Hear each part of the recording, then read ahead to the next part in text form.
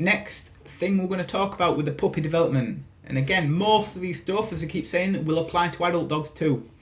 I'm going to talk about resilience to pressure, punishment and rewards. So, what is resilience? Resilience is becoming less sensitive to something, whether it be positive, negative, you know. If we've got a dog that is really interested in its surroundings and we're trying to stuff food down its throat for engagement, to say, look at me, what you're doing is building up resilience to that reward. So if every time your dog's really excited to see something and you put food around it, it's just going to see that food as less and less important because it's got a more important thing to do. So trying to reward a dog at its height of excitement towards something else, it's just not going to work. And you're just going to build up a bad relationship with that thing that you're trying to reward it with. That's one thing.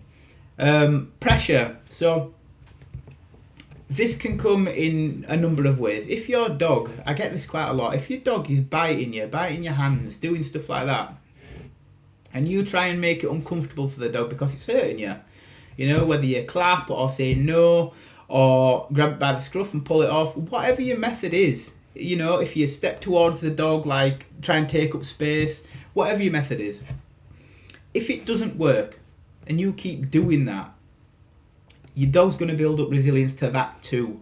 So as well as building up resilience to a reward that you're trying to give it, you can also build up resilience to a punishment that you're trying to provide. So if every time your dog's biting on you and you're going, no, and it don't care, that word is going to become less and less effective. Your vocal tone is going to become less and less effective.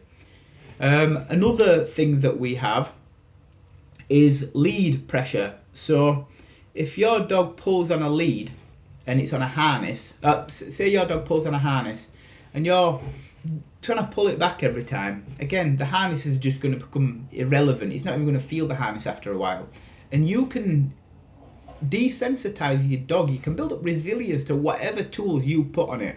You won't believe the amount of people that I've seen with a prong collar on a dog, which is one of the most sensitive things that you can put on a dog. And the dog is just completely shut off to it. It just pulls through it like it's not even on. And this is because you're allowing the dog to be on the pressure all the time. If you allow a dog to be on the pressure of the collar, it's going to switch off for it and you're going to have no control. There's going to be no feedback because it'll just go numb. You then go up to a slip lead. It's pulling straight through the pressure. The slip lead doesn't feel it after a while. You go to a slip collar. You go to a halter. Some people's dogs learn how to just pull through the halter. Put on a prong collar at first. Oh, I don't like this. But if you're using it wrong, eventually that pressure is going to feel less and less sensitive to the dog.